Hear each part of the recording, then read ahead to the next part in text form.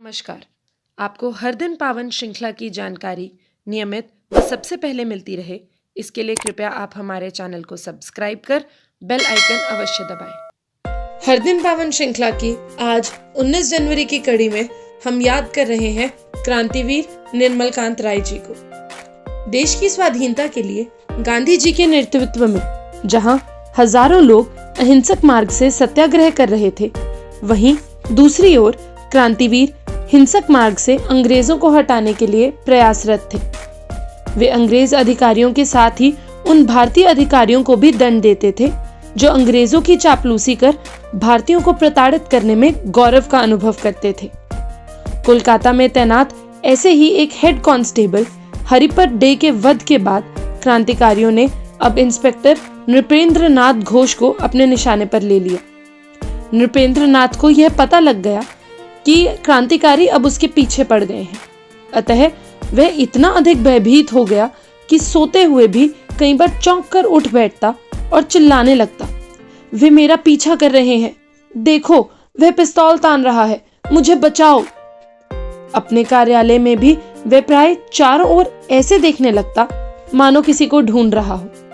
वह दिन रात अपने साथ एक अंगरक्षक रखने लगा। उसने उत्सवों में भी जाना बंद कर दिया। क्रांतिकारियों ने इस बारे में एक गुप्त बैठक की। इसमें प्रतुल गांगुली, रवि सेन, निर्मल राय तथा निर्मल कांत राय शामिल हुए।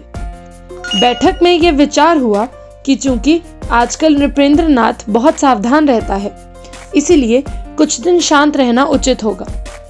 कुछ समय बीतने पर जब वह असावधान हो जाएगा, तब उसका शिकार करना ठीक रहेगा। यह भी निर्णय हुआ कि हम सामूहिक रूप से उसका पीछा न करें और जिसे मौका मिले वह तभी उसका वध कर दे। निर्णय होने के बाद बैठक समाप्त हो गई। जैसे जैसे समय व्यतीत होता गया, नृपेंद्र नाथ असावधान होने लगा। उसके मन से क्रांतिकारियों का भी भय निकल गया। अब वह पुलिस विभाग की गाड़ी के बदले ट्राम से ही अपने कार्यालय आने जाने लगा। क्रांतिकारी इसी अवसर की तलाश में थे।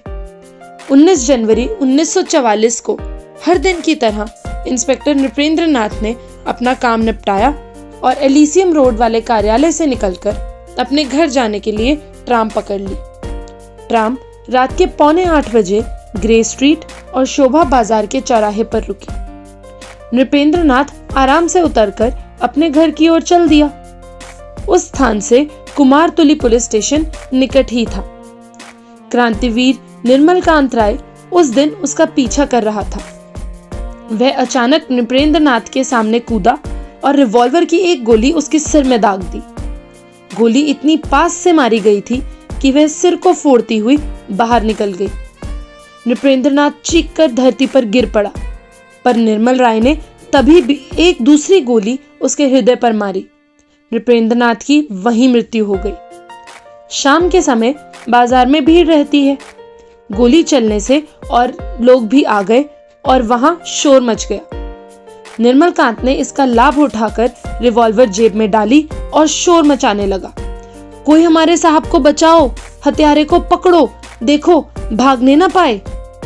फिर वह इस शोर और भीड़ में से स्वयं चुपचाप निकल गया। लोग समझे कि वह इंस्पेक्टर साहब का चपरासी है। पुलिस विभाग में हड़कंप मच गया। उन्होंने हत्यारे की बहुत तलाश की, पर वह हाथ नहीं आया। आगे चलकर पुलिस ने संदेह में एक निर्दोष युवक को पकड़ा। उसे मारा, पीटा, पर उसे कुछ पता ही नहीं था।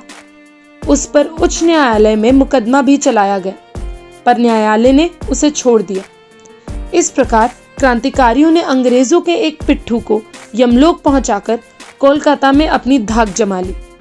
अगर आपको ये वीडियो पसंद आई हो तो कृपया लाइक करें और अपने दोस्तों के साथ इसे शेयर जरूर करें। भारत माता की